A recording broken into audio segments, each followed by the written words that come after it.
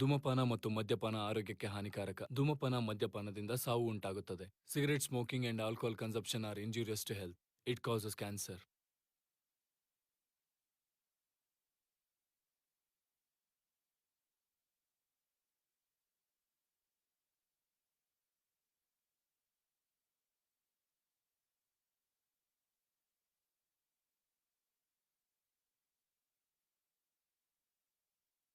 ನಾವು ಸಾಗುವ ಹಾದಿ ಸರಿಯಾಗಿದ್ರೂ ಸಹ ಅಪಾಯ ಯಾವ ದಿಕ್ಕಿನಿಂದಾದ್ರೂ ಬರಬಹುದು. ನಮ್ಮ ಪ್ರಯಾಣ ನಮ್ಮವ್ರಿಗಾಗೆ ಆದ್ರೂ ಪ್ರಯಾಣದ ಉದ್ದೇಶ ಮಧ್ಯದಲ್ಲೇ ಬದಲಾಗಬಹುದು. ನಿಮ್ಮ ಕುಟುಂಬಸ್ಥರ ಕಣ್ಣೀರು, ನೀವು ಬಾರದ ನೋವನ್ನು ದೂರ ಮಾಡೋದು, ನೀವು ಇಲ್ಲದ ನೋವನ್ನು ಮರೆಸೋದು.